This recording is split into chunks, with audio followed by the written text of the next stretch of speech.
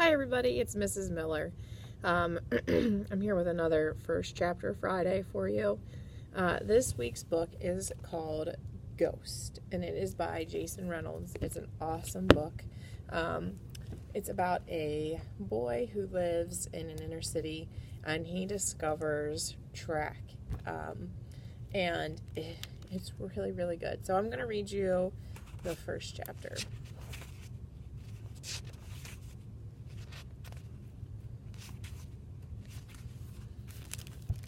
Chapter 1, World Records. Check this out. This dude named Andrew Dahl holds the world record for blowing up the most balloons with his nose. Yeah, that's true. Not sure how he found out that was some kind of special talent, and I can't even imagine how much snot must be in those balloons. But hey, it's a thing, and Andrew's the best at it. There's also this lady named Charlotte Lee who holds the record for owning the most rubber ducks. No lie. Here's what's weird about that. Why would you even want one rubber duck, let alone 5,631? I mean, come on. And me? Well, I probably hold the world record for knowing the most about world records. That, and for eating the most sunflower seeds. Let me guess, sunflower seeds? Mr. Charles practically shouts from behind the counter of what he calls his country store, even though we live in a city. Mr. Charles, who, by the way, looks just like James Brown, if James Brown were white, has been ringing me up for sunflower seeds 5 days a week for about, let me think, since the 4th grade, which is when Ma took the hospital job. So for about 3 years now. He's also hard of hearing, which, when my mom used to say this, I always thought she was saying harder hearing, which made no sense to me at all. I don't know why she just didn't say almost deaf. Maybe because hard of hearing is more hospital talk, which is probably rubbing off on her.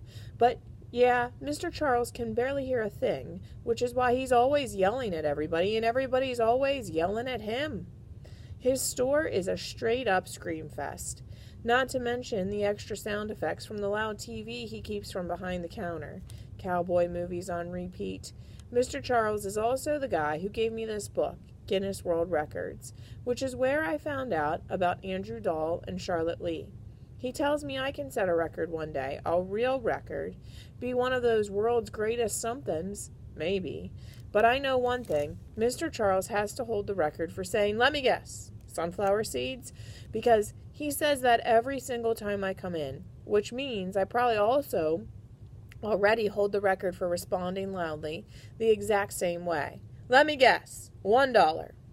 That's my comeback. I've said it a gazillion times. Then I slap a buck in the palm of his wrinkly hand, and he puts a bag of sunflower seeds in mine. After that, I continue my slow-motion journey, pausing again only when I get to the bus stop. But this bus stop ain't just any bus stop. It's the one that's directly across the street from the gym. I just sit there with the other people waiting for the bus, except I'm never actually waiting for it. The bus gets you home fast, and I don't want that. I just go there to look at the people working out.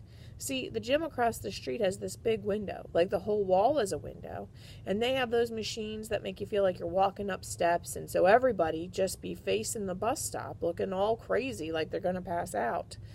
And trust me, there ain't nothing funnier than that. So I check that out a little while like it's some kind of movie. The About to Pass Out show starring stair-stepper person number 1 through 10. I know this all probably sounds kind of weird, maybe even creepy, but it's something to do when you're bored.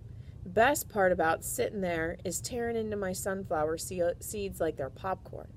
About the sunflower seeds. I used to just put a whole bunch of them in my mouth at the same time, suck all the salt off, then spit them all out, machine gun style. I could have probably set a world record in that too, but now I'm matured. Now I take my time, moving them around, positioning them for the perfect bite to pop open the shell, and then carefully separating the seed from it with my tongue. Then, and this is the hard part, keeping the little seeds safe in the space between my teeth and tongue. I spit the shells out, and finally, after all that, I chew the seeds up. I'm like a master at it. Even though, honestly, sunflower seeds don't taste like nothing.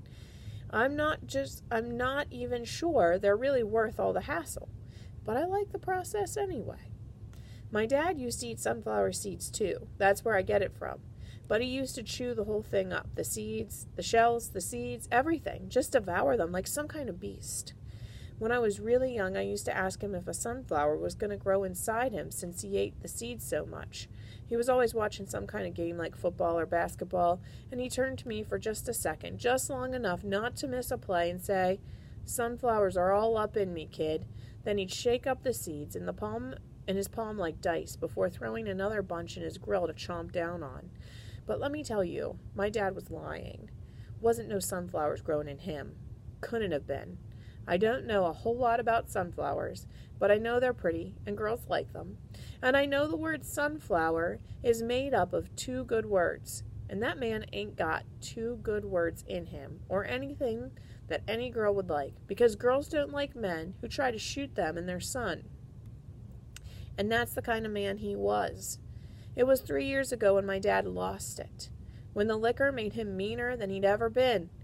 Every other night, he would become a different person, like he'd morph into someone crazy. But this one night, my mother decided to finally fight back. The one night, everything went worse. I had my head sandwiched between the mattress and my pillow, something I got used to doing whenever they were going at it, when my mom crashed into my bedroom.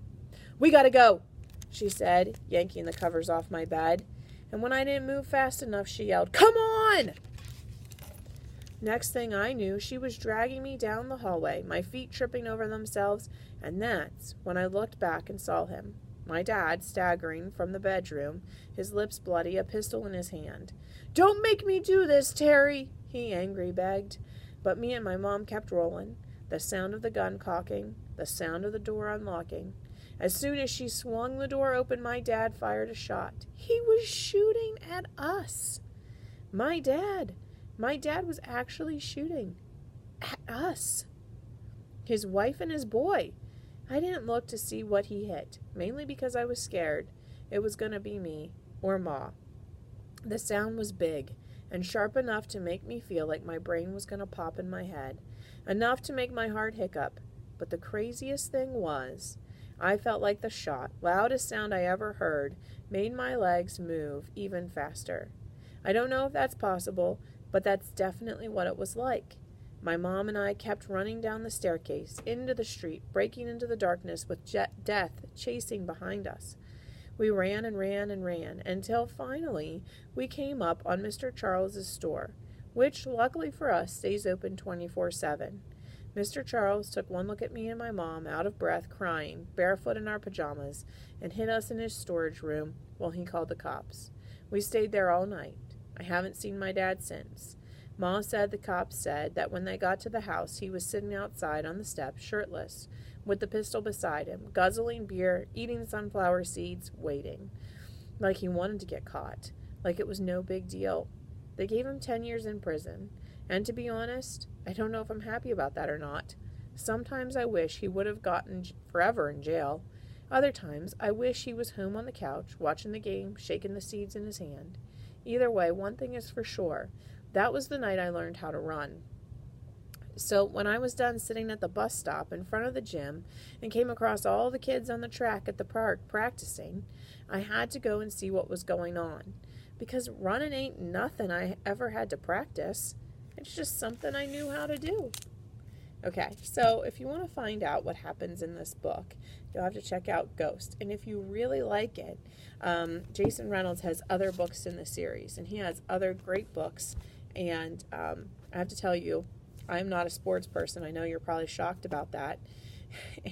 But this book was amazing, and it didn't take me very long to read, which kind of says something because, like I said, I don't like sports.